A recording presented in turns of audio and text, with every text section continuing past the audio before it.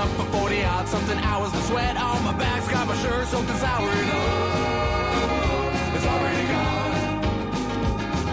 Second night's coming and I'm spinning back around. We're all caught up, can't hear or feel the sound. And oh, it's already gone. And here comes the feeling when you don't got nothing and all you want to do is get up and start running. You can't hide long cause you know it's gonna start up again. Here's one thing that I know for certain, this life's too short to be worrying about you hurting for long. Oh, it's already gone.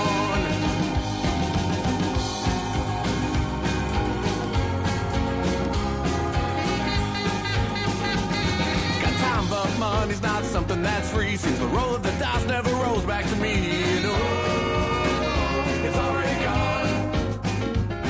A bird in my hand, two cans in the other, start spinning around. Now here comes another. And oh, it's already gone.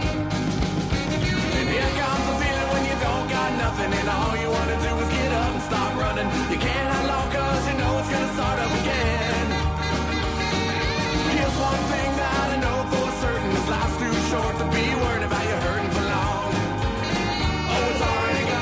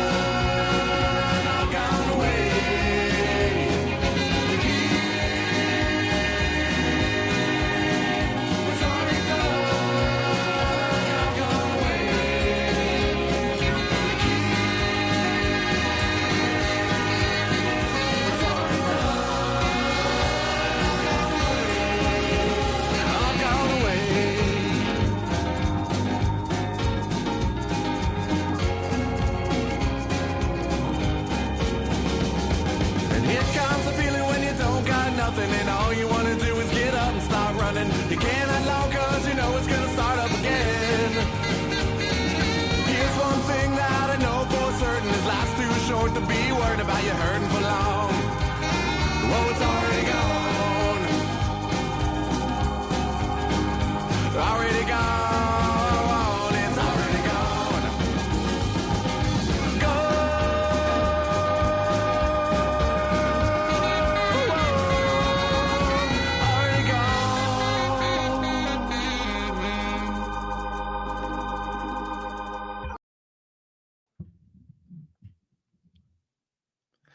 Oh, what's up, boys? Long time no see. It seems like so long since I've done a live show. I apologize for that.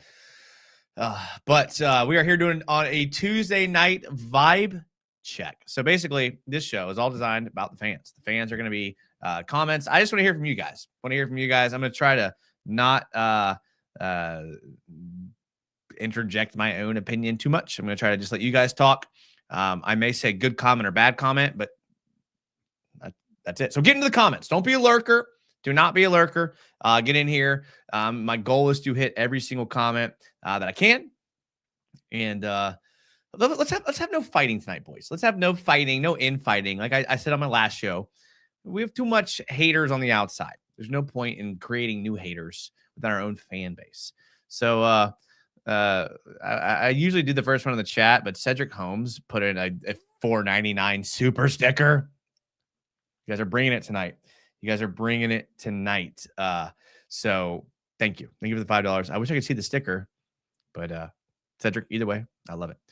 First one in the chat says, lol Mart, LOL, here again. A second show. Yes. If you somehow stumbled upon this show, I just did a film breakdown of the Jags Broncos. But in the spirit of honesty, because I'm honest with you guys, I can't monetize film breakdowns because I steal from the NFL. because the all copyright, all rights reserved, cannot be reproduced. All that I violate that, and I'm sorry. Don't sue me. This show I can monetize. So thank you. Your engagement on this show means a lot to me. Duval says, welcome back. Jason, what's your favorite game of the season so far? Dude, I think it has to be this Broncos game.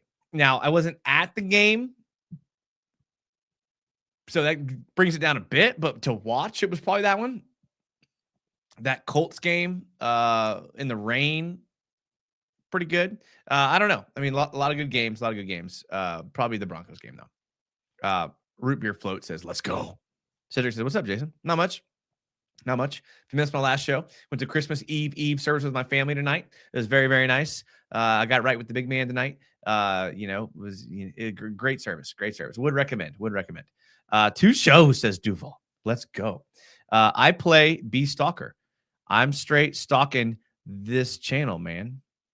I love it. Favorite game of the season? Mine was Monday Night Football. Oh, I forgot about that one. Very good one. Good point. Favorite comeback of the season? Let's pull the Jags schedule here. Jags schedule. Okay, I can't spell, but that makes sense because, I was a poli-sci major, and they don't teach you to spell in poli-sci. All right, here we go. Let's take a look. Let's see. We'll rank these games 1 to 10. We'll go rapid fire on these. We'll skip preseason if y'all are cool with that. That's not ideal. Panthers game 7. Came out of the gate swinging. It was fun. Bengals game a 1. I can't go 0, so I'm gonna say. So we'll rank. We'll go 7. We'll go 0. This one was good. We'll give this one a 7. 49ers, we'll give this one an 8. Chiefs, we'll give this one a 9. Should be that could be 10. 9.5. Okay. Seahawks, we'll give that one a 0. Rams, give that one a -1. Raiders, we'll give that a 3. Texans, will give that a 0. Chargers game, we'll give that an 8.5. Cardinals, will give that a 3. Let's see here. Titans, 6. Colts, it was raining. I got sick. 6. Jets, fantastic weather. I'll give this one an 8 because it was just beautiful weather coming off of the rain game. The Broncos game, I'd probably give a 9. A 9 too. So maybe it is the Chiefs. And these are both going to be 10s. So maybe the Chiefs, Broncos. I mean, yeah, those are all pretty good. I got to say. So Duval, playoff bound. The Texans lost in 60 minutes away from the division title. What comeback? We kept everything.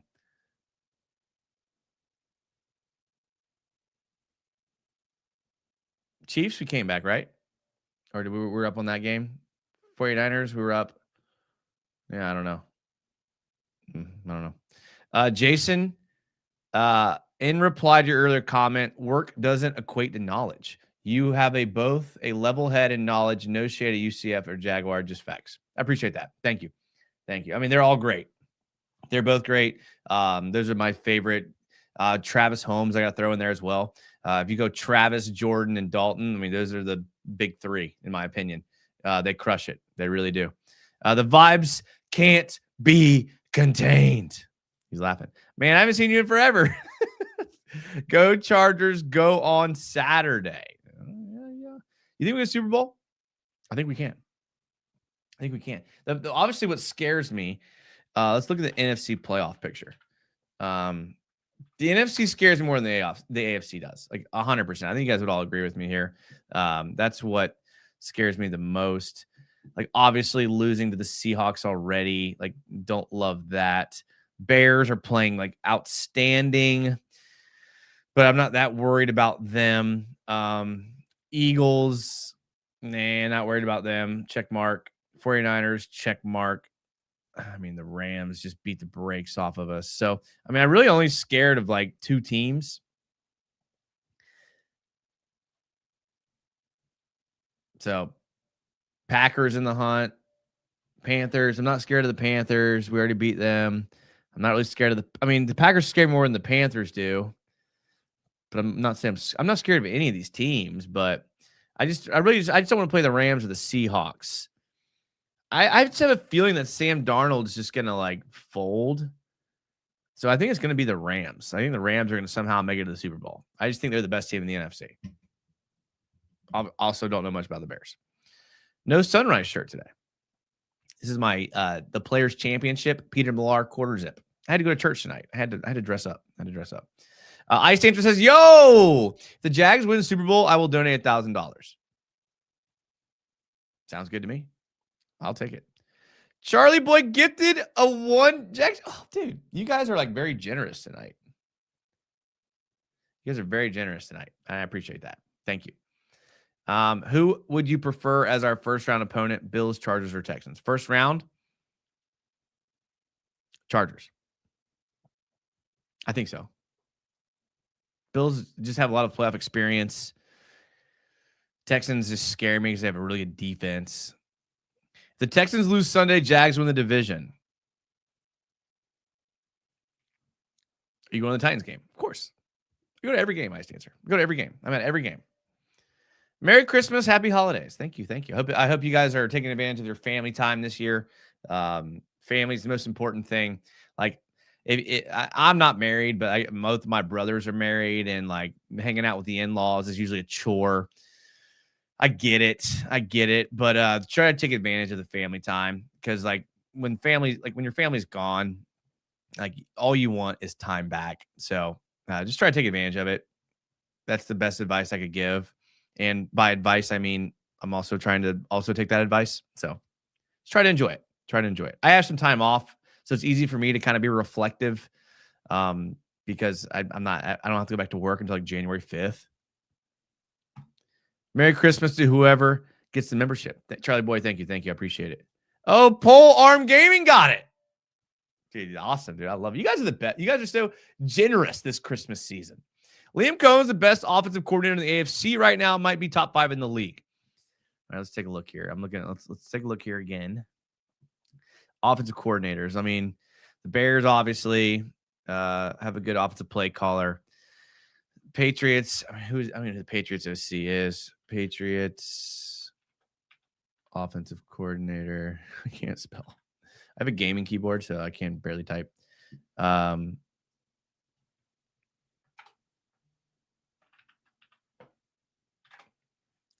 Oh, Jesus. I'm an idiot. All right. Eagles. Yeah. I mean, the Rams. Yeah. Maybe top 5. People calling us haters for calling Trevor facts are just emotional women. Women do be emotional. They do be. No problem, bro. Hope you have a good Christmas. Thank you. Raiders game, favorite comeback. That's fair. Jags comeback against the Chiefs. For a comeback, got to be Kansas City. Was in Denver for the game this week from J Rat. Couldn't believe they were sending the Broncos fans home early. J Rat, I'm glad you were there. Glad you're here. Glad you were there and glad you're here. Mine was the Raiders. Trevor was sick and was incredible. He was sick, like actually sick. Jason is a God-fearing man. No wonder he has old money as exclusive membership to Country Club and Shad Khan's yacht. Yeah, I am a God-fearing man. I do not have old money, and I do not have membership to Country Club, and I've never been on Shad Khan's yacht. But thank you. I'm glad I give off those vibes. I really do. Wasn't at that 100% and still found a way to win. Is this the best quarterback play the Jags have ever had? I remember Mark Brunell was sick, but he had Keenan. I think it is. And like, I'm not worried. Okay. I'm not worried about this. It's not a concern. I just want to bring it up. Trevor's had a stretch like this before. If you think back to the end of 2022, beginning of 2023, is that the right timeline? Where he had like a 12-game stretch where he was just unbelievable. Hopefully this sticks. Like when he finally got clicking with Doug Peterson He had a good stretch of games. So I'm hoping this is not just another good stretch of games, but just bringing it up. We've seen Trevor start to click halfway through the year with a new coach, and it lasted about halfway through the next season. Not saying that's what's going to happen. Not saying it's going to happen, but I'm a historian. I'm a historian. I've seen it happen before. I think this time's different, though. This time is different. As a so-called Trevor hater, just want him and the team to succeed. Him and the team to succeed. Come back down 14 against the Chiefs. We're a different team than we were 6 weeks ago. True. In terms of personality, UCF and Jen Jag are great, but in knowledge is definitely Jason and Holmes. I think we're all good. And I even hate to say that because I try to be humble. I'm a humble guy. Seattle, Rams, and Eagles for me. Packers secondary is sneaky bad. No Parsons. That defense is bad. Rams versus Jags Super Bowl would be crazy. I wouldn't love that it's in California, but yeah, it would be crazy. If we get 1 seed, who will we face in the divisional round? Well, it would probably be the Texans or the Bills.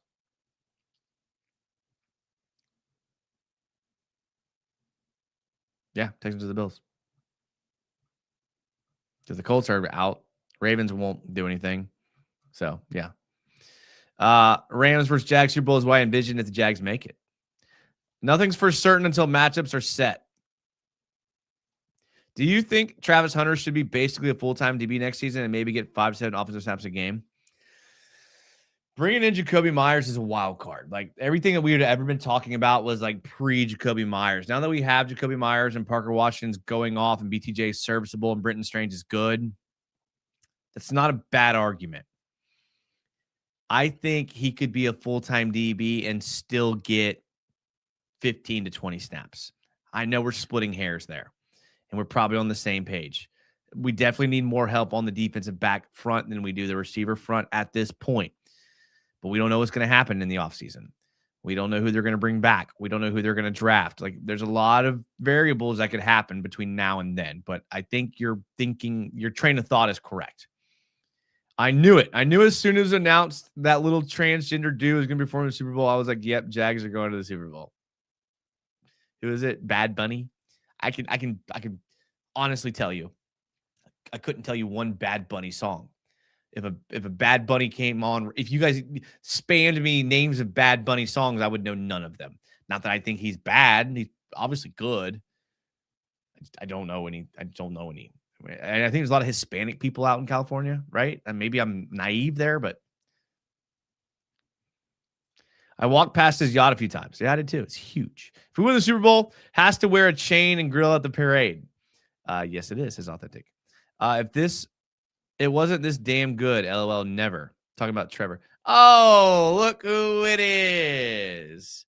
Look, this is kind of late for him to be up. Man, what's up, Travis? I was trying to watch. Usually I like to watch his show before mine, just so I can like steal his takes. No show. So this is all off the dome. I think 2023 ends differently if he doesn't get this leg amputated in that Bengals game. That's a good point. Liam Cohen's ability to keep this team focused following the Texans' loss cannot be understated. Coach of the year. Good point. I think Hunter would be at best our best DB. He would. I would say 120 to 25 snaps just to keep him happy.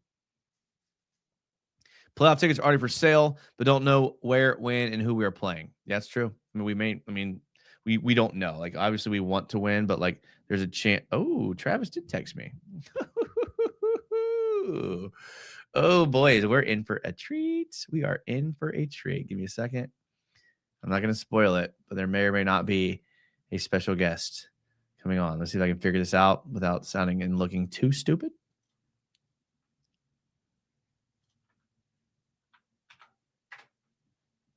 Oh, yeah. Boys.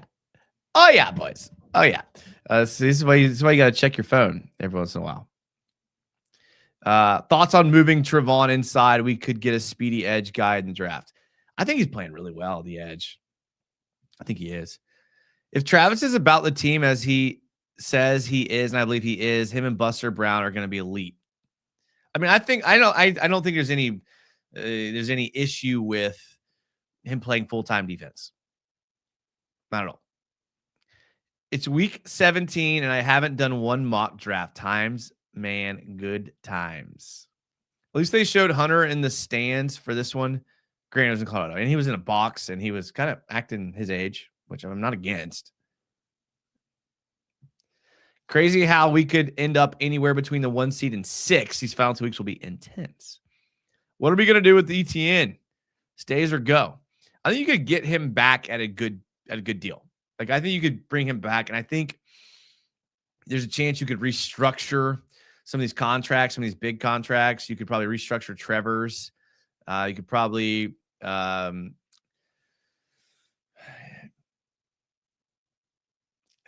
Foyer, you could restructure Foyer maybe. Josh Hines Allen maybe. Park Washington is the best player of the game. Ain't no doubt about it. But Jason, didn't you see Trevon wreaking havoc when he landed up inside this week? Yeah, I mean, he's good everywhere. You're right. You're right. I mean, and listen, that could be, but I think they like what they're getting out of Strigal and Green. I mean, we're getting solid play out of them as like that rotational guy.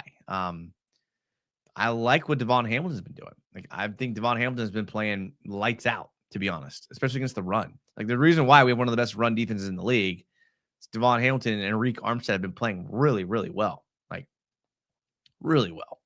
Arik Armstead's like been insane. Like, I was very critical. That's another guy I was very critical on, and he's been playing really well.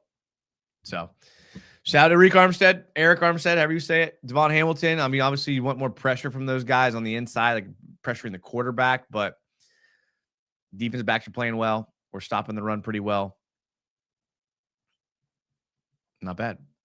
Not bad. You should watch Brandon Perna. He runs That Good Sports. I think I've heard a couple people say Brandon Perna. I don't really consume a lot of content, to be honest. I listen to local radio. I listen to Travis. I listen to Jen Jag. I listen to UCF Jaguar. I try to pop in on some of these other Jaguar content creators to show some love in their comment section. But really, I don't watch national media stuff because they don't watch us. And like, not that I dislike them. I'm not trying to watch people that just look at the stat line and then have an opinion. A lot of people, That Good Sports. Oh, let's see. That Good Sports YouTube.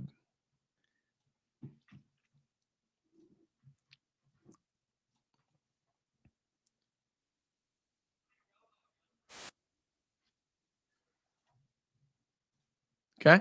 I mean, yeah, he's got a lot of views, a lot of subscribers. So I'll give him that. I'll check it out. Who's your college team? So I grew up a Gator fan. My brother went to UF. My dad's a big UF fan. So, I mean, I root for the Gators, but I went to UNF, North Florida. So I'm a big UNF basketball fan, both men's and women's basketball. And then the volleyball team had a good run this year. Their soccer team's been pretty good. They won the A-Sun this year. UNF guy. I'm a UNF guy. So, speaking of guys that are dressed appropriately, Travis Holmes. Hi. Did you make it to your Christmas Eve service yet, Travis? Christmas Eve service? I don't do that. Yeah. I no longer do that. Why not? I don't know. I've been involved in churches too long, where I always see the actual work part of it. So I would rather enjoy my time with my family in the holiday season than actually go to church, because I see the work behind the church, not the actual church itself, if that makes sense. You hate baby Jesus. Just admit it. No, not You baby hate Jesus. baby Jesus. Not baby Jesus, just people. Okay. All right. That's fair. Well, how's everything going with you? Good, bro. You got your Christmas shopping done? Are you all set? You doing any last minute shopping? What's going on? I mean, I yes, but I can't say it to you out loud without certain people hearing. But the answer to your question is yes. Wow. And it was very successful activities at that time of day.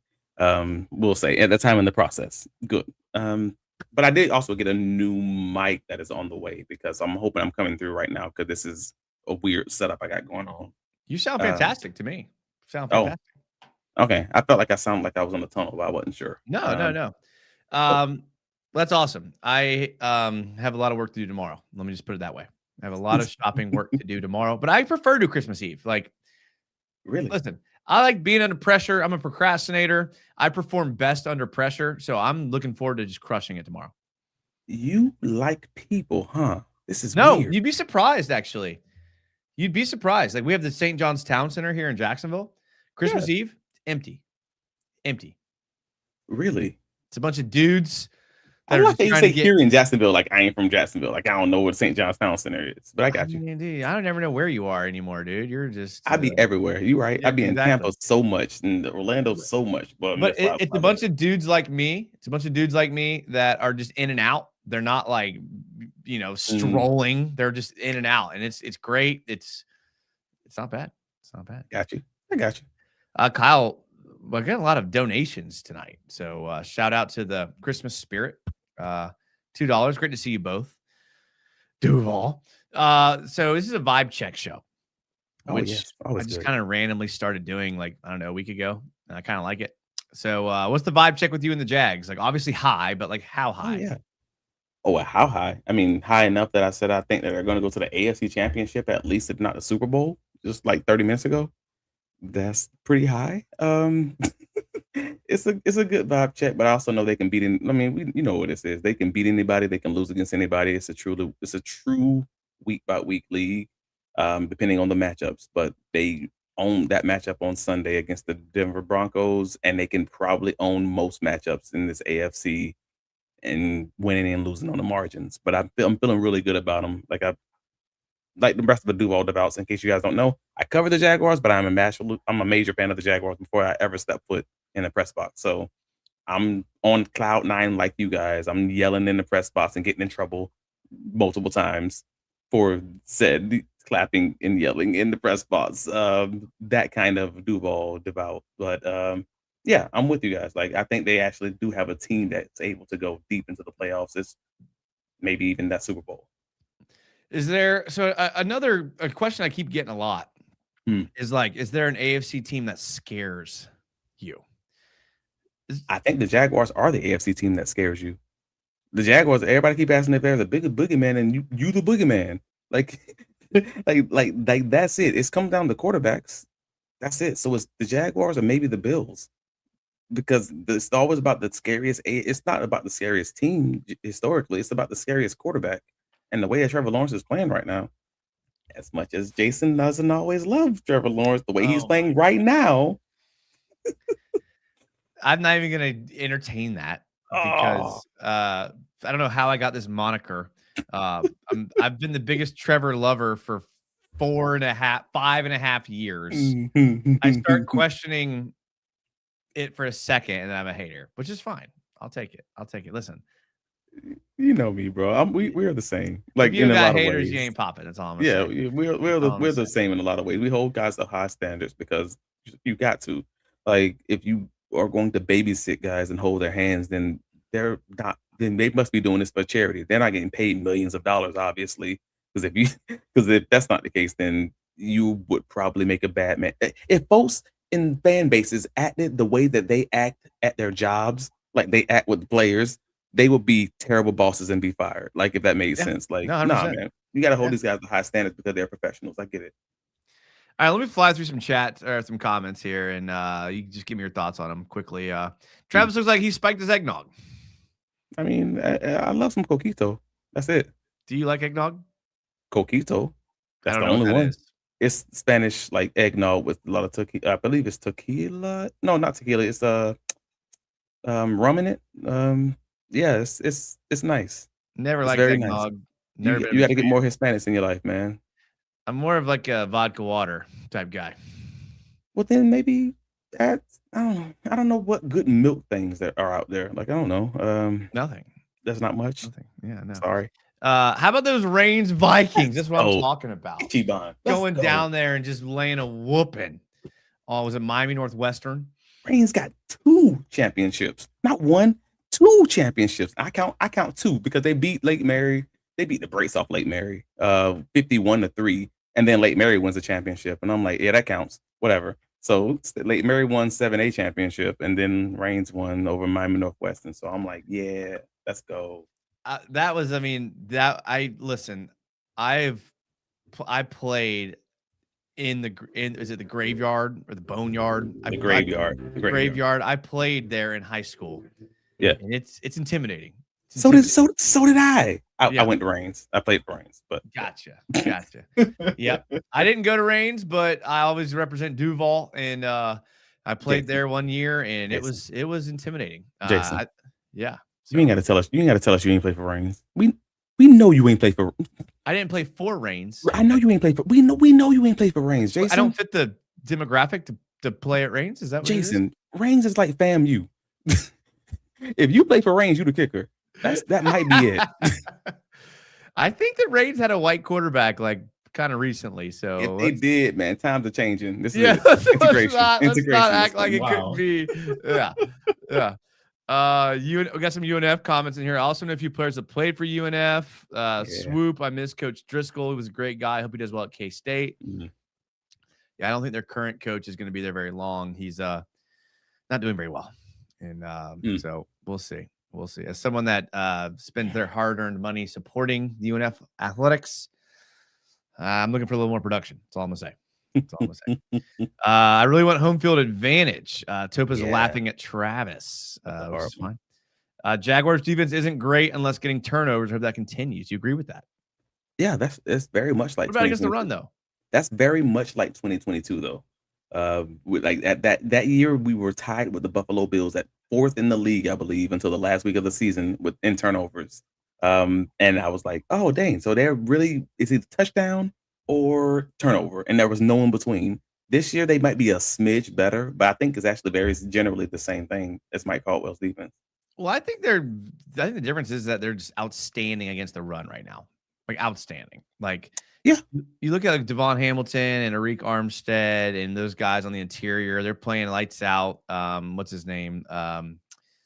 Matt Dickerson. Matt Dickerson. Like they're playing outstanding. Like they really are. So I think that's the big difference for me. But yeah, turnovers help. What was your take on the fact that they left Mason Smith inactive while keeping Matt Dickerson and Austin Johnson up? They've both outplayed Mason Smith. I feel the same way about Mason Smith that I did about Trevor earlier in the year. Would love for him to play better, but he's got to play better. And if he's not playing better, I mean, that's the bottom line. And he's been, in fact, not just playing poorly, but I've been a liability in the penalties and pre-snap penalty game. So I have no problem with it. Yeah. That third down quarterback rating, did you see that third down quarterback rating that he's had over the last 3 weeks? I saw it, but I don't remember what it was. It was like if 100 is perfect, he got like a 99 or something like that. He was like 99, 99, 96 his last 3 games. Yeah. And he has been insane. And not even to mention his picking up the third down with his legs that he's been doing. I mean, he has just been opportunistic scrambling on third downs, which is that is a Trevor Lawrence stat. That is a Liam Cohen stat. Like those boys have books on these other teams, and they know exactly what defense they're going to get, and it's very rare that they get surprised. We talked about that tonight on the Do All Dive because they caught them so frequently with that Parker Washington connection against the either Riley Moss or Jaquan. What was his last name? Jaquan. Was it Jefferson? I'm forgetting the guy's last name, the third cornerback for the Denver Broncos. And they continue to find him in all of those situations. And talked to Liam on Monday about it, talked to him after the post game. And both days he said, no, we saw this on the blackboard. This was our plan going into the week, that we knew in those third down scenarios, those high leverage moments, Parker was our guy, basically. They hit him on that out route like twice. That Parker just like yards after the catch just exploded. And no one was talking about that, but like because every time they get him in the 3-by-1 set or an overload situation, basically like with the running back on the opposite side, they give him that screen look with Travis Etienne out of the backfield. They knew that they're not going to get a press corner. And if you know you're going out, that's free. This team is so dang good at just picking up free lunch. If Yeah. it's just free change on the ground, it's just like, oh no, that's just 3rd and 3. Yep. And you're 7 yards off. Easy, quick out. Dope. That's the perfect metaphor. I wish I would have thought of that. That's exactly what they do. And I mean, they do. I mean, shout out to Liam Cohen. Hear me out, guys. There's a certain quarterback in Arizona that could possibly trade Trevor for.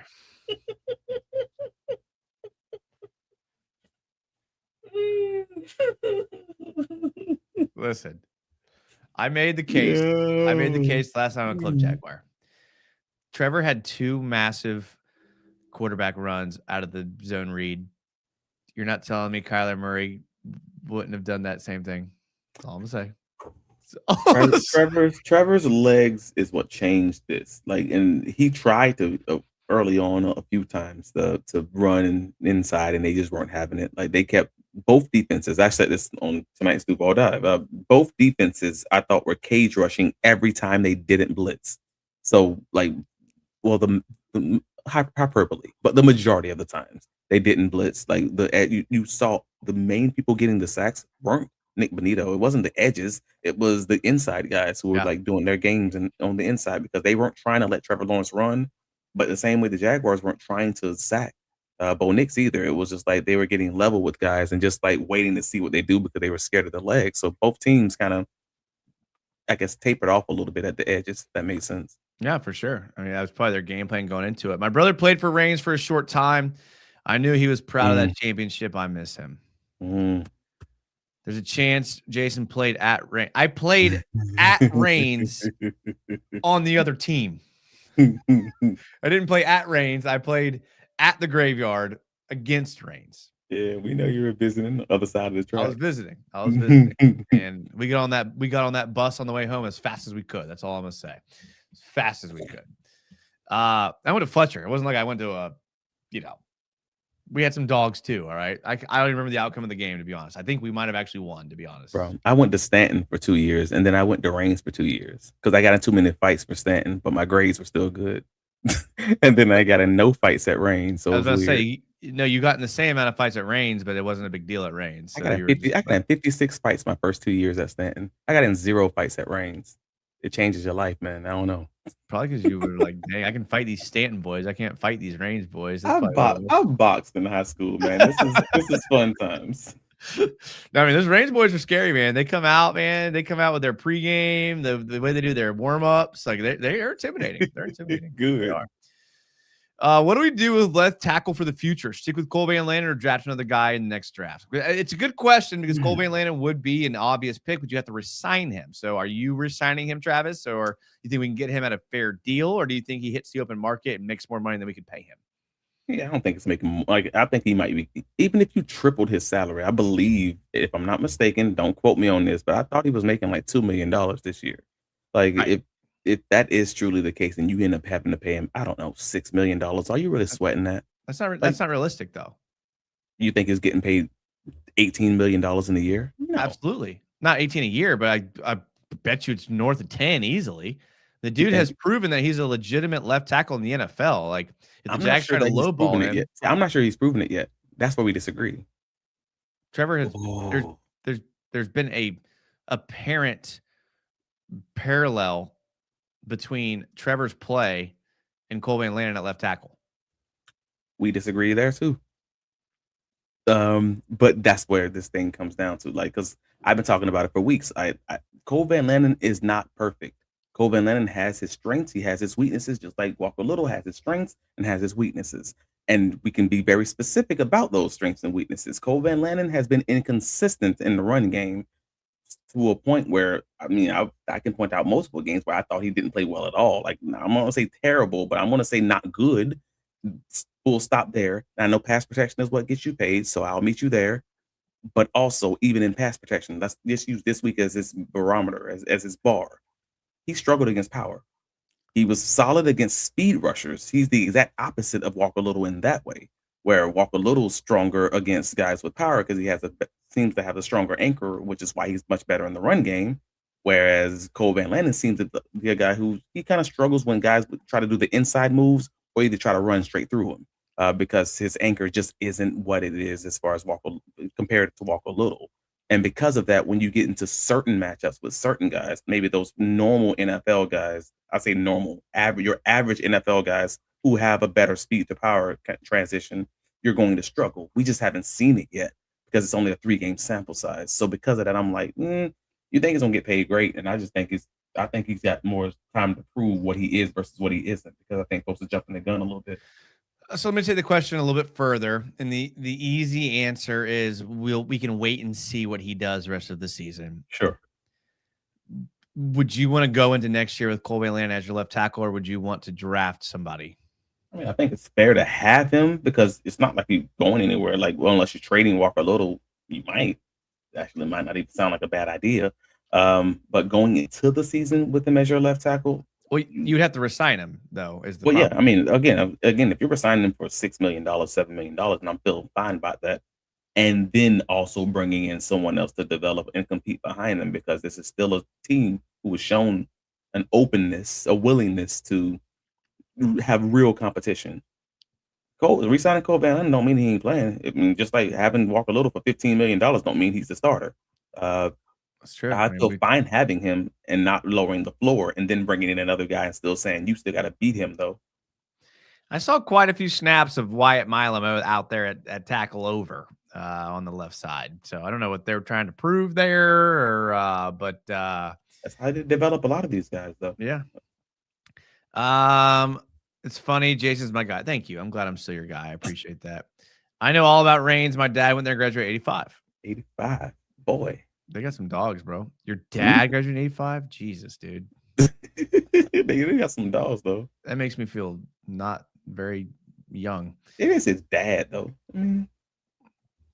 Was bored today and watched back some media YouTube reactions to Balky being kept on as GM last January. Oh, how far we've come just under a year. That feels like a decade ago.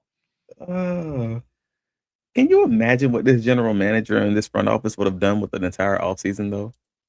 We never think about that. Like, as much as you might want to clown this draft class and everything else, but the injuries and all the things that went along with that, can you imagine what this would have looked like if they had their scouts, their guys, their full process in play? Like, if they would have been hired a month and a half beforehand instead of the whole Balky situation and losing another 2 weeks, 3 weeks because of that.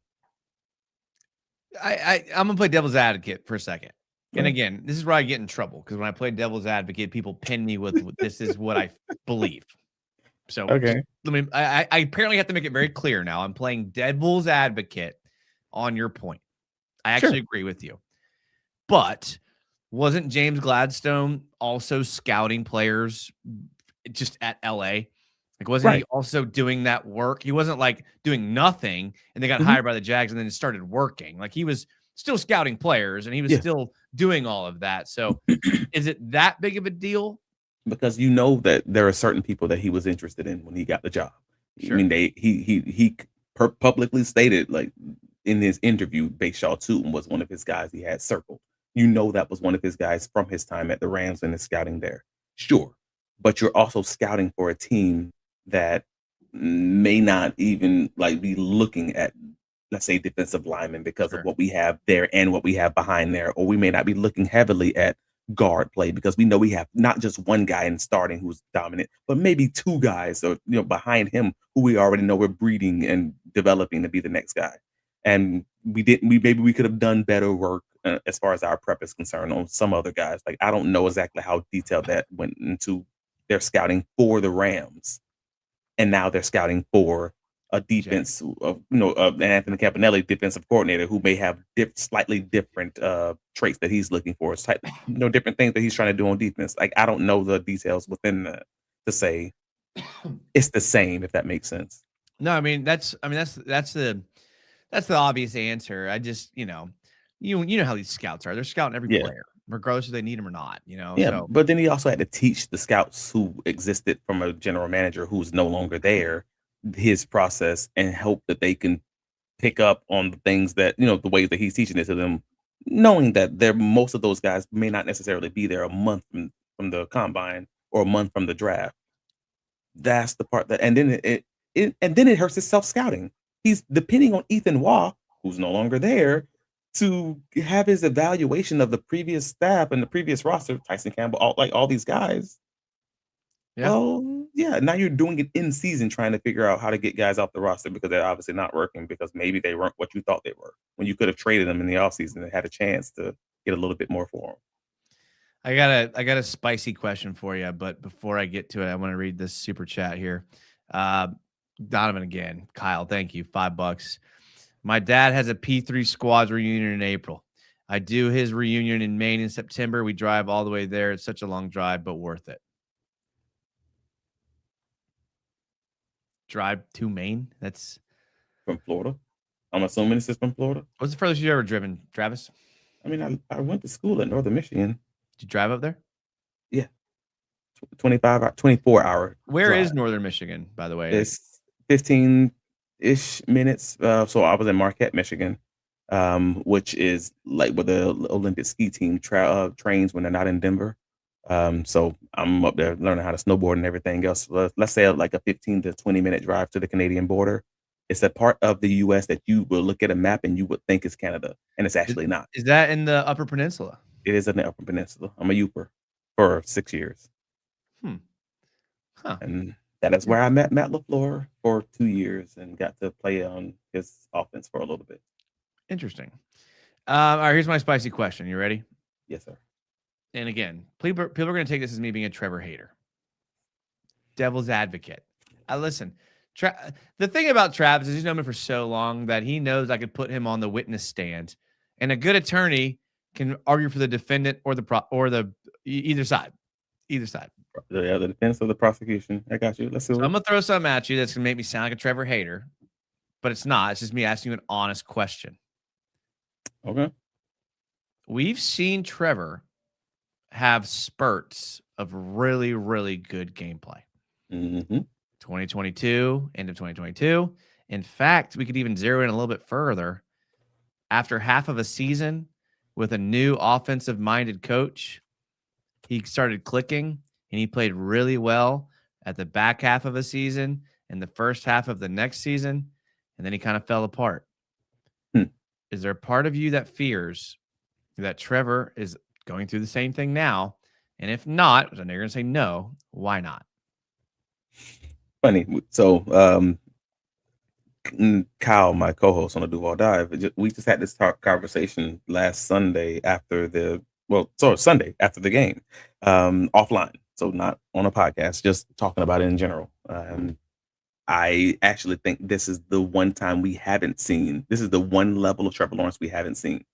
And I have the specific reasons for that. Like, I actually think like Doug Peterson's offense never gave Trevor Lawrence layups.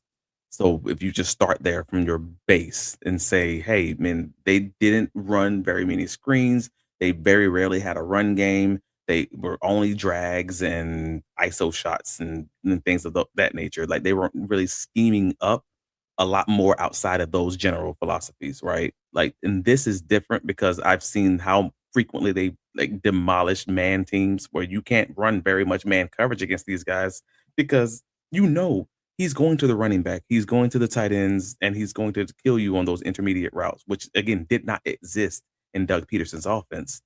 I'm not even talking about the freaking Urban Meyer's offense because that's ridiculous. That was a train wreck in and of itself. But against the Doug season, but Doug Peterson had his layups. There was more of the mesh concept layups, which I almost curse. His mesh hits. So hear me out. Hear me out on this. Okay. Doug Peterson's layups involved the receiver, like a lot of speed outs, especially in the Calvin Ridley year, and they were really good at that. But all that resulted in is a guy going out of bounds. Yeah, that means you have no yak. They were always like bottom 5 in the league with yak, and that is a very inefficient, ineffective. I hate to cut you off, but 2 of Parker Washington's big plays were on speed outs this last week, and they he were just speed made outs. yak. No. Every speed out is not the same. You're if you right. have a speed out from a tight slot, which is what Parker Washington's was, it was from the hash, not out of bounds like Brian Thomas Jr. going out of bounds or Calvin Ridley outside of the numbers going out of bounds. Those were his staples. Okay. Like, those were Doug Peterson's staples. So he wasn't giving these guys these easy reads like in that way. And they definitely weren't plays where they're allowing guys to pick up those extra yards. He wasn't leaning into the modern NFL offenses. So I'm saying the benefit is not Trevor Lawrence playing so incredible that he's just so awesome and everybody just fondle him and whatever. Like it's straight up me saying the guy who's coaching him is giving him more layups, and if you give him more layups, then you're going to have more opportunities for those super incredible throws that he's going to make 5 of a game. You just know it's going to happen. You have those, and then you just sprinkle in those basic plays, those slants, those quick outs, and then they just build up on the yak. And I think that's what we're seeing. That's all I think it is. You're still gonna have those bonehead plays every so often. I'm fortunate he hasn't had them yet. Fingers crossed. But for the most part, I think it's just the fact that they have way more layups, just way more simple throws, like the Parker Washington throw. It was immediate. But I hate saying this because again, I'm just digging my heels in on this devil's advocate role. Weren't there a lot of times when we were criticizing Trevor Lawrence, and one of our biggest criticisms was his not taking the easy throw check down? It was him trying to make a play down the field. It was him missing a wide open guy in the flat. It was him missing a wide open guy underneath, and it was him trying to make the big play down the field. Obviously, Liam Cohen being a better coach is someone that's like, hey, you have to do this. But weren't those throws there, and Trevor just chose not to do them in those situations a lot of times? I can agree with you and also still disagree with the way that we got there, if that makes sense. Like, Yes. I'll agree with you that, yeah, we absolutely have those criticisms for Trevor along the way. But I can also look back and say, all right, let's unpack the whole process, because Trevor still had to have his stance change. Yeah. That impacts how Is that a quickly big you deal can to get you the that ball. having the left foot forward versus the right? Is that a big deal to you? That was a Just huge one of deal your to me. opinion. Yeah, it was a huge deal to me. Like, Okay. as soon as I saw it, I was like, oh, there's a quarterback who's changing the quarterback stance. Means for me, it was a big deal because it means how it impacts how quickly you can get the ball out. You can actually catch it and go. You can catch it instead of having to reset and get the ball out for those one quick screens and those quick throws, those one step drops, basically. For me, that was a big thing. And I thought Trevor might have some hiccups early on. He kind of did, especially in the short throws and the throws behind the line of scrimmage. Seems to be picking up now. We don't see those issues very frequently as far as, those. Well, again, Parker Washington, the quick out. That's the one I can easily point at right now. It was literally he catch the ball, throw it, get it out. And I think that's because, yes, the left foot being forward, but also quick reads that's making it very simple for him to see the field.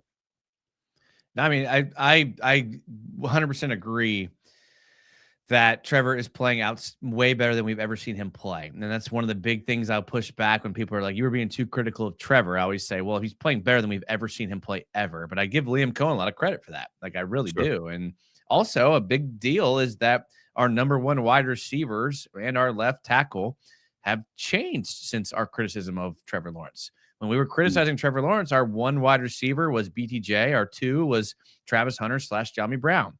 Now it's Parker Washington and Jacoby Myers. Our left tackle was Walker Little. Now it's Cole Van Lannon. So there's been a lot of changes to his personnel around him, which is also fair, and you can't ignore that. So you think Parker Washington is his number 2? No, I'm sorry. Oh, well, I mean, if you look throughout since we got Jacoby Myers, he's been the number 2 until last week. I don't disagree. I just think it's interesting. No, I mean, you could say 1A, 1B. I mean, would that make you feel better? No, I have no strong opinion. I have no strong take on this. I just think it's very interesting how people can view this wide receiver room because Well, I think what is BTJ really? That's the conversation. I think people are just locked into this, maybe call it prehistoric or old way of thinking where you had a 1 and you had a 2, where these modern offenses are their 1A, 1B. I mean, look at the Rams, they're 1A, 1B. You look at these other teams that are prolific on offense. They're a lot of times they're doing it like any given game. It's this guy or this guy. Yeah. I mean, Jacoby Myers didn't have a flashy game, but I mean, he had, in my opinion, the catch of the game when they were driving at the end of the first half, and Trevor kind of threw it outside of his like body frame, and he made a great hands catch to keep the drive going. And like that catch was huge because that gave the momentum into halftime. Obviously, Parker Washington was much more effective yards after the catch. I mean, a lot of his yards came on those 2 speed outs. He had one from the slot on the hash, like you said. He had one in a pre-snap motion where he came across the formation and ran it to the boundary and then made it Riley Moss miss again. So, I mean, they're different players. That's why it's hard for me to say 1 and 2. My whole point is that Trevor's emergence as this guy that we now are talking about him as has been a complete change in his top 2 wide receivers and his left tackle. Sure. But that's also still going back to coaching and kind of figuring out what these guys are and who these guys are and how they work well because PTJ was not going to work well in that Jacoby Myers role. I think we can officially say that. That's not a knock to BTJ. It's just to say he needs a different role. That's Yeah. okay. And BTJ's had his catches. He's had his moments. Yeah. You know?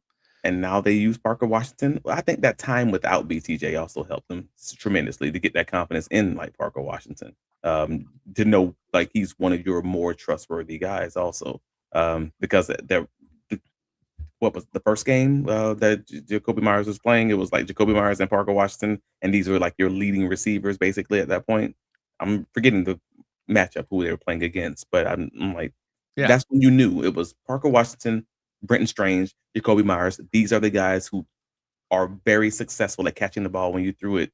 At this point, I think you can move in Brian Thomas Jr. You can move in Travis Hunter, assuming he's healthy, of course. Sure. I think that's when you kind of realize, oh, I can really depend on these guys like for real, for real. And I think that helps now where we are.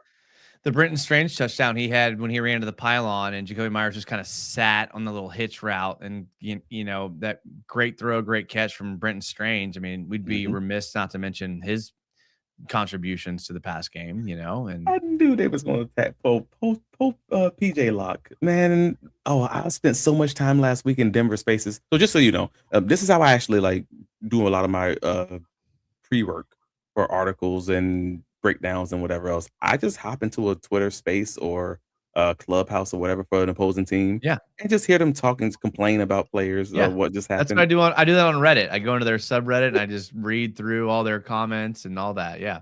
So I just hear how people was talking about PJ Locke is a safety for the Broncos because they put Brandon Jones, I believe, they put him on IR after the Green Bay game, and they were just dragging this dude. And I'm like, oh. So then I looked into who he was and how bad he was last year. He was their worst defender, pro Football Focus, like 51 rating, and gave up like 133 passer rating. Like it was like bad. So I'm like, oh, that's who the Jaguars are targeting for real. And then Brenton Strange immediately, and then Parker Washington gets like 2 catches, like one catch on him, and I believe Jacoby might have got one of his on him too. And I'm like, oh, okay, that's the guy. That's the guy circled on the whiteboard. We're definitely seeing an era because you can see when you watch other games, which I don't watch as many like I don't watch as much NFL of other teams as like people probably think I do. But when the ones I do watch, I do notice a trend of these good OCs will target the weak link. I feel like it's more so often than it used to be in the past, but like they'll go after the same defender play after play after play after play. Whereas I feel like it wasn't like that in the past, but it's not a bad strategy. Almost curse. That's what the Tom Brady will make a living off that. Yeah, that's Tom true. Brady will make them take a dude off the field. Like, no, because you knew he just had a dude circled as his guy, 200 yards, and then you look at the stats and it's like, oh, out of Brady's 200 yards to this receiver, 130 came against this, and it's like, oh, okay. So this wasn't like a Dominic. He knew the guy who was gonna make a living off of. That's what that was. So the brutal guys, I say, like Brady, Manning, they would do that. Yeah, the guys who could put the ball where they wanted to, maybe. Yeah. I mean, that's true. Let me fly through a couple chats here. Cohen is better play caller, but also a better leader of men.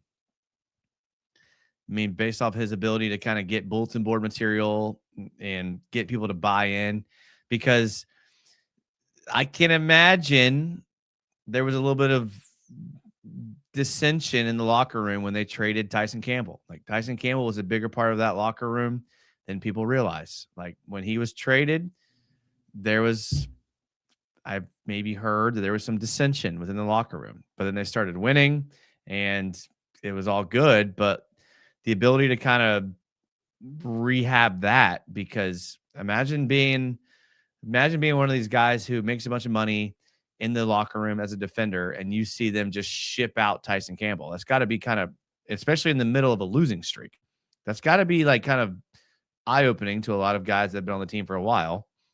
And I think Liam Cohen did a lot of work there, keeping the team together after that trade. I think there's more to that story than people even know. I'm not going to say that guys don't have feelings and you could be correct on someone not liking the fact that Tyson Campbell was traded and being their friend or something along those lines. I won't say that that doesn't have some truth to it. I don't know. I haven't heard that that was true, but let's say it was, just for the sake of argument. If that was true, do you also not believe that there are multiple people on that team who believe that he should have been traded or that he shouldn't have been on the roster or he shouldn't have been starting also that don't have eyes and see the film? I don't think that NFL players view it that way. I think your Hmm. first point about them being humans is actually a bigger deal than you kind of passed over it. Interesting. If Right. you're a guy like let's say Foye, or you're Josh Hines Allen, or you're Andrew Wingard, or you're Antonio Johnson, or you're any of these guys that have been on the team through the previous regimes, you've gotten an extension, you've gotten your money, and the new guys come in and they see a trend of bad games and they ship you out at the drop of a hat, that probably causes some dissension. I mean, if you and I think that that was a bigger deal than people realize. And Yeah. I think that they won, and the winning culture after that smoothed a lot of that over. But there was potential there for that to be an issue, if I had Oh, to so I guess. guess that's the part that we disagree, or that's the part where there's a break in our philosophies or the way that we land on this. Because I am a former cornerback for UCF. We had an old coach who was there when I got recruited. We got a new coach, George O'Leary, who came in and brought all of his guys in. And eventually I was able to earn a scholarship and get a role, and I was able to lose that same role when we got a new coach and everything else. Like I'm the guy who got shipped out, if that makes sense. So Sure. I'm in a specific situation where I can say, no, I have those feelings in my own personal life, and I can still look back and say, no, the guy who I got sent out for, Joe Burnett, was a dang good cornerback, and I probably was not better than I can acknowledge that. And just like I can say that, I can also say that there are some people who just like, no, man, maybe there is a guy on the field who's just not living up to par. That's just objective looking back at the tape. And like Paxton Campbell was being circled on other teams' boards every week, and you knew it in the ways that they were attacking him. That cannot be your starting corner and also be the guy making as much money as they're going to make. They had to send that message. And if you didn't like it, then you probably are one of the people who are quickly going to be out of the locker room yourself, if that makes sense. Yeah, you could be right. But when you trade that guy for a Greg Newsom, Oh, it's not you're not. about Greg Newsom. So that's what people they man, y'all been messing this up. Not y'all like y'all, but the fan base, like just in general. Because I've heard this take so many times. It wasn't about Greg Newsom. Like having Greg Newsom was a benefit in the trade. Yes, because he's a guy who has the traits and you can kind of see what you have there and give him an opportunity. But he's also a guy who's on the last year of his deal. And if you've not seen that trend yet, then that's a big piece of it. It's like they obviously want as many guys as possible who are hungry, who are buy low opportunities, and who also give them the option to clear that cap so they can do what they want to do next year or the year after. That Tyson Campbell wasn't going to fit, and let's get that money out of here. Like that was the easy way. Whatever happens with Greg Newsom, they're going to win simply because they cleared that bulky cap from a transaction that they never signed up for. Like there was always going to be a win. Greg Newsom was just like a extra little piece of chocolate on the pillow. Like that don't matter as much if that makes sense. What you're saying, I get. So let me just like ask Go ahead. another question. Has Do you see, and I don't know, do you see Josh Hines Allen in a similar situation? Always have. But that's not new information, I guess. It's just kind of is what it is. Like we'll see Josh where that. Hines Allen's as same with Tyson Campbell, team captain. Is Yeah. Josh Hines Allen a candidate for someone they could? I know this is crazy talk. I don't know about this year. Like, I don't think that's even a reasonable. When I say this year, I'm talking about like 2026. Sure. I don't think it's anything along those lines. I'm just saying if you're talking about the last year of his contract kind of conversation, when the cap hits are going to be a little bit higher, it's making an easier conversation because you're going to have 2 years of figuring out what you're going to do as far as planning is concerned and developing guys behind him. But I think that that would be you're not a good general manager if you're not even at least evaluating that. Like, think that's reasonable. That's fair. That's fair. All right. Let's see here. BTJ opens up the middle of the field with his speed. He said Myers opens up BTJ. Trust me, BTJ is still him. Watch him cook in the playoffs. A lot of BTJ comments. So, Travis, what do you expect from BTJ going forward? Like this Oh, year, sure. not like next year, but like the rest of this season. I mean, yeah, he's your Jameson Williams. Like he's that type of guy. Like the way that they use him in Detroit. Like he's going to have those weeks where, like you see this week, like where you only have 3 catches, 2 catches, maybe 30 yards, and then you'll have the big explosive week where it's just like, oh crap, uh, 5 catches for 170 yards or something crazy like that, because it's a lot of the deeper shots, post routes, go routes, ISO balls down the sideline, and that's the role he's going to be playing at this point. So that's fine, especially when you get the certain coverages or a lot of the man coverages where you think you got that matchup on contested balls.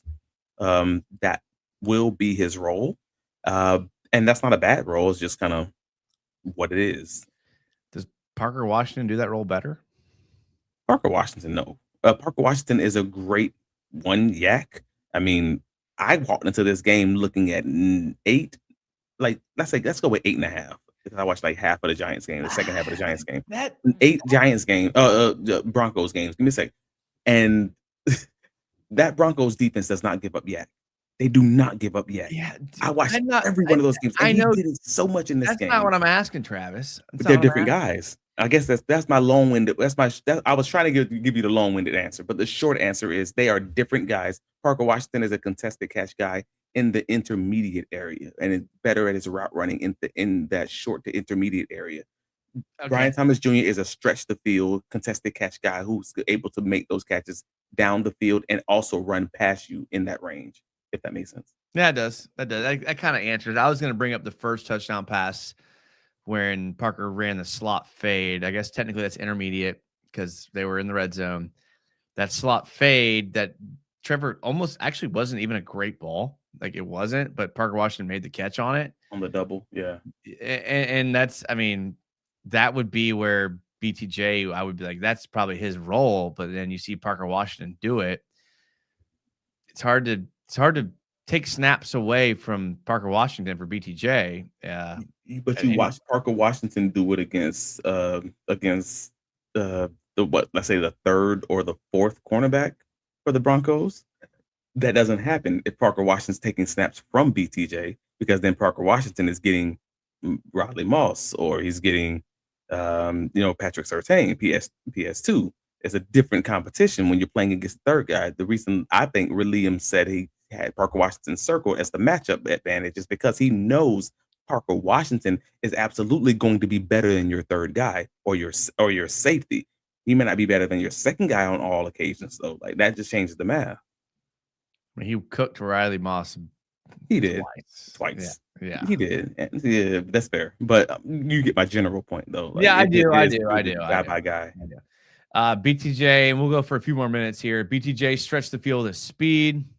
Wide receiver room is a mixed bag. It's going to look a little bit different next year when Hunter comes back. This is a good question that we haven't asked you yet. A lot of the Jags fans in the chat that I've been talking to tonight have been pretty adamant that they want Travis Hunter to be full-time DB and play. I think the max I've seen was like 15 snaps on offense. Is that the role you would play him in or see him in for next year? Nope. I'm straight up. I'm not bailing on the plan because he got hurt. It's football. Everybody get hurt, man. This is the life. If your plan was to trade as much as you traded, and I know it wasn't a crazy amount, but it was to trade a second round pick and a first round pick in 2026 for a guy who's going to quote unquote change the game and play both sides of the field like he did at Colorado, and then he gets hurt and you immediately change that plan, and you didn't have much of a plan to begin with. Like, I don't think that something as simple as an injury in a game where injuries happen all the time, it should not make you change that overall plan. I think you stick with it. I think he's going to be a guy who plays both sides of the ball until he shows you he cannot in this rookie contract. And then you can kind of move based on whatever happens after this next 2 to 3 years. I agree with you 100%. And that's what I've been saying. And I think to further that point, I think Gladstone's kind of arrogant. not in a bad way, but I think the fact that he came out and said that's what's going to happen, he's going to do that. I guess the question would be, would it better fit the Jags in their potential future if he was a full-time 100% snaps on DB and then played 15 to 20 snaps on offense? Would that help the Jags the most based on their current personnel?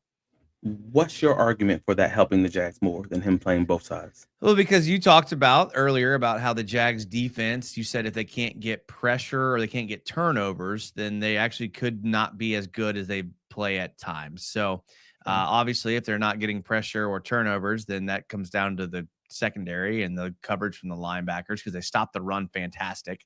So if their weak point on the team, because the offense is playing on fire, is the secondary, which that would allude to, then having an elite DB playing the other side of Monteric Brown, Jarian Jones, wouldn't that better serve this team as a whole than a guy who plays 50% one way, 50% the other way, if that's their weakness? Well, if that's the either or that you're giving me, I guess, then that's where we may What would be the other disagree. option? 150 or 85% of snaps on both sides of the ball.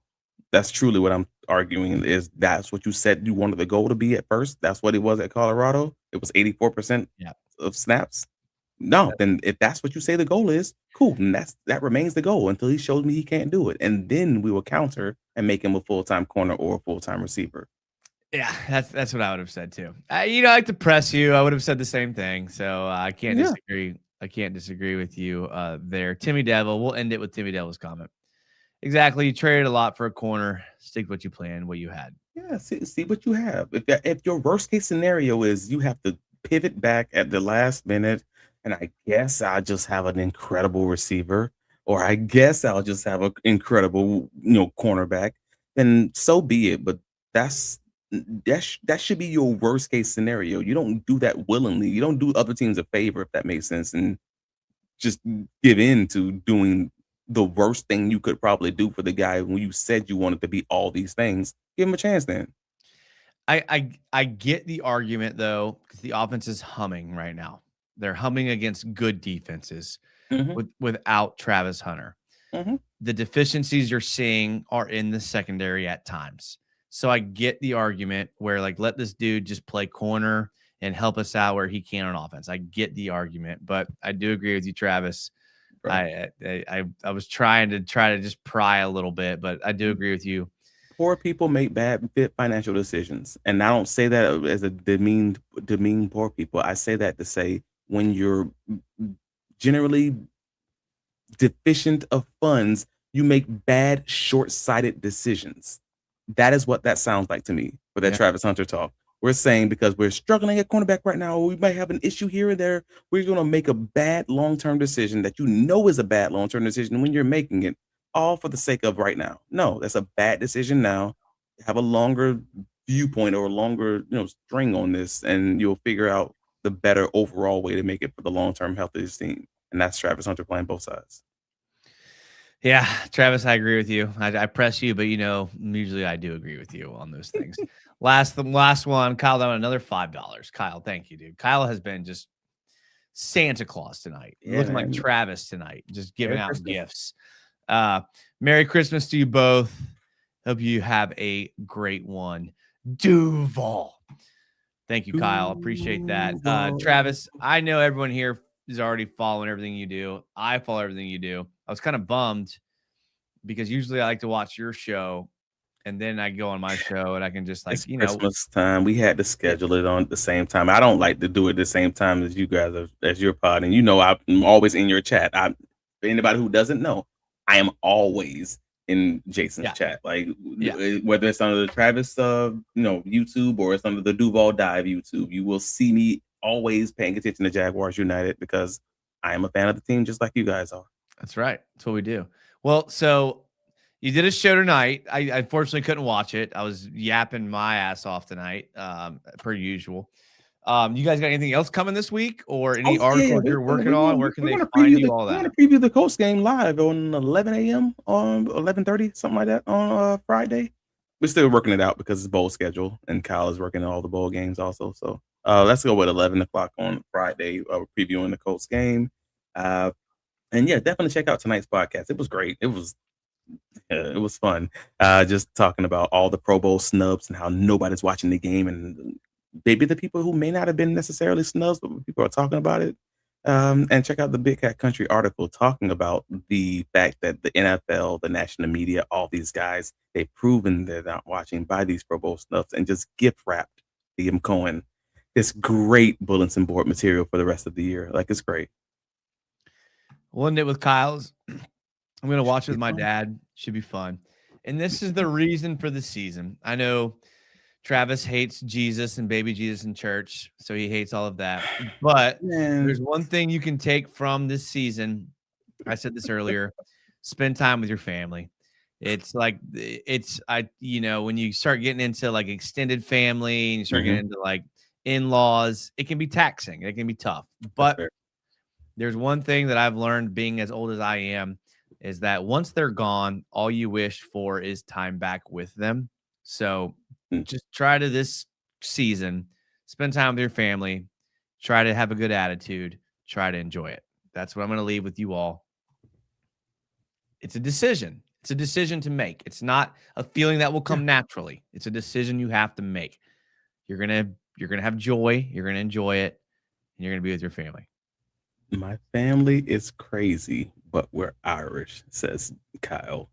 That's why I draw the line. I'm cool with all the Jesuses, but Irish Jesus, I don't know that one. I got questions. My family's crazy. I haven't seen the Irish Jesus painting yet. My family's crazy, but we're Arab, so we're Arab crazy. So you can imagine what that's like. So I didn't know you were Arab. I thought you were regular white. No, I'm Arab white.